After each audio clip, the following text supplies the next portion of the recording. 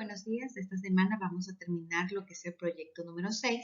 Vamos a unir las actividades de la semana 4 y la semana 5. Por ello vamos a ver dos temas y al final lo vamos a fusionar con un ejercicio especial.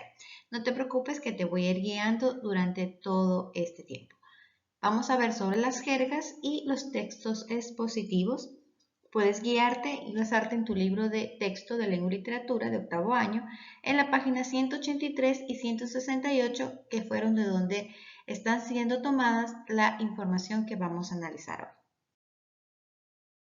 Las semanas pasadas estuvimos aprendiendo acerca de las variedades lingüísticas.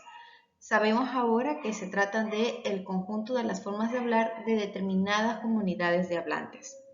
También identificamos que habían o las clasificábamos por grandes 4 grupos de variedades lingüísticas, que eran, a saber, funcionales o de registros, que podían ser geográficas, históricas y socioculturales, de las cuales quedó pendiente por explicar o conversar sobre las jergas, que es lo que vamos a analizar el día de hoy. Tu libro de texto nos da una definición general sobre las jergas. Este nos indica de que la jerga es una lengua especial que se utiliza al interior de un grupo social diferenciado. Es decir, si quieres formar parte de ese grupo, pues tienes que conocer los términos. Ahora, este grupo social por lo general se caracteriza por ser personas que tienen un mismo oficio o una misma profesión y utilizan un vocabulario, como se mencionó, que lo conocen únicamente ellos. Veamos otras definiciones para ir ampliando el tema y comprender mejor. Vamos a pedir ayuda a la Real Academia de la Lengua, que es muy buena para darnos definiciones. Fíjate, dice que es un lenguaje especial no formal que usan entre sí los individuos de ciertas profesiones y oficios. Es decir, los hablantes que tienen en común un oficio o una profesión utilizan una forma especial o particular de hablar. Surge este tipo de habla o este vocabulario especial de la necesidad del mismo oficio o de la misma profesión. Ahora, hay que tener en cuenta que las jergas pueden ser temporales. ¿Por qué? Porque cuando estas palabras se llegan a filtrar, por decir así, y todo el mundo sabe qué significa, pues hasta cierto punto pierden esa exclusividad del grupo. Entonces, dejan de tener su valor y por ende se oxidan o se pierden. Es como el caso de las jergas juveniles. Por ejemplo, los jóvenes de hace tiempo atrás utilizaban ¿qué onda?, como puedes ver en el ejemplo. Pero ustedes, los jóvenes de ahora, no utilizan ese término. Y si es que alguien te lo dice, lo quedas mirando raro, como, ¿qué le pasa? ¿Qué me quiere decir? ¿No? Aunque entiendes más o menos qué significa. Entonces, pero como ya tienes una idea de qué significa, y ya como quien dice, pasó de moda, ya no lo utilizamos. Veámoslo con ejemplos. Fíjate en los 3 profesionales. La chef está utilizando el término albardar.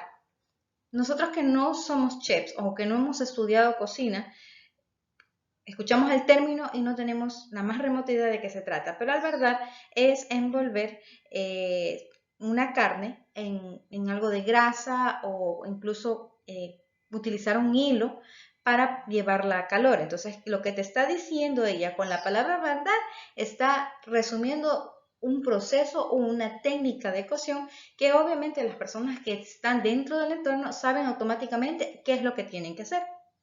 Veamos el otro ejemplo. Obviamente es un médico y mira, está diciéndole que le dé un antipirético y analgésico. Analgésico es algo que sí tenemos una cierta idea, pero antipirético tiene que ver con la temperatura corporal, ¿no? No AINES, es decir, que no sea un tipo de analgésicos en especial para la cefalea, que es la cefalea, un dolor de cabeza. Él podía haberlo dicho de forma más simple, que cualquiera podía entenderle, pero iba a utilizar más palabras. Entonces, debido a la naturaleza del trabajo, por lo general utilizan terminología técnica que les permite comunicarse de una forma más eficaz y más rápida.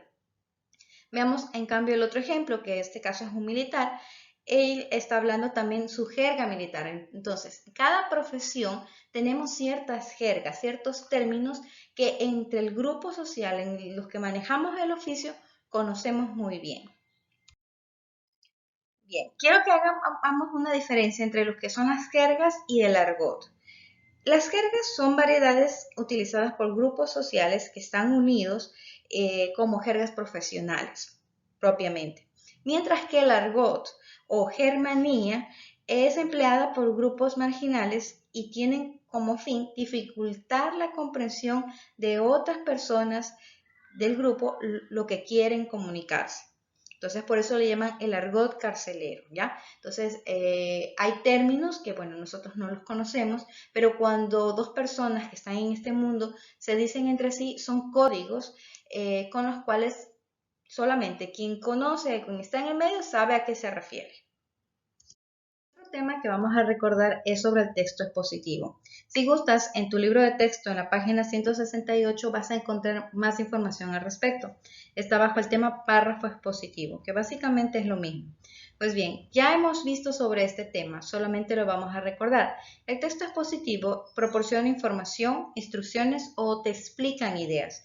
Para eso utilizan un lenguaje sencillo, un lenguaje claro y evitan impresiones subjetivas, es decir, valoraciones personales, porque se tratan de textos que son hasta cierto punto informativos porque se limitan a informarte sobre algo. Aunque te dan detalles, no abusan de esto, sino que te dan los detalles que son estrictamente necesarios para que tú comprendas o sepas o lo que tienes que saber. Bien.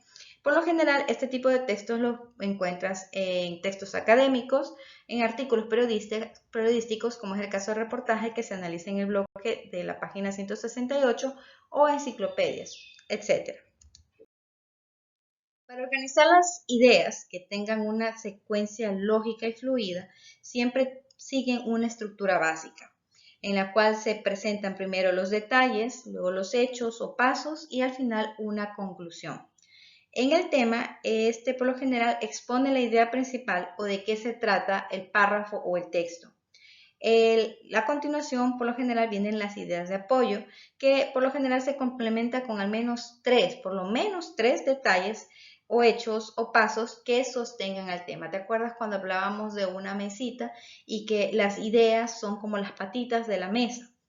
Pues bien, la idea principal siempre era la tabla principal y las patitas eran las ideas secundarias. ¿Por qué? Porque las ideas sostienen el tema principal. Lo mismo pasa en un texto expositivo. Necesitas de esas ideas de apoyo, de esos detalles, porque son las que le dan la validez a la información.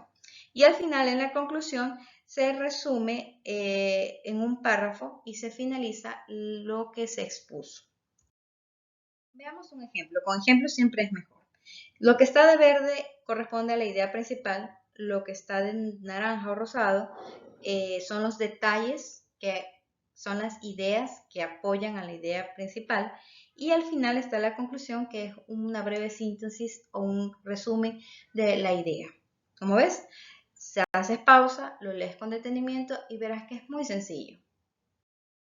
Bien, ahora vamos a ver qué ejercicios vas a realizar. En ejercicio 1 te voy a pedir que leas el artículo de la página 184 de tu libro de texto. La jerga juvenil siempre varía. Ya hicimos mención algo de esto. ¿Te acuerdas cuando mencionábamos de que las jergas son temporales, que tienen, como quien dice, un tiempo de duración? Entonces, básicamente es por esto, cuando nos referimos a este tipo de jergas, ¿no es cierto? Entonces, léelo con detenimiento. Es un texto muy sencillo, lo vas a comprender de una. De hecho, es un tema que ha sido editado para que tú lo entiendas fácilmente. En el ejercicio 2, te voy a pedir que trabajes con esta tablita que te presento aquí.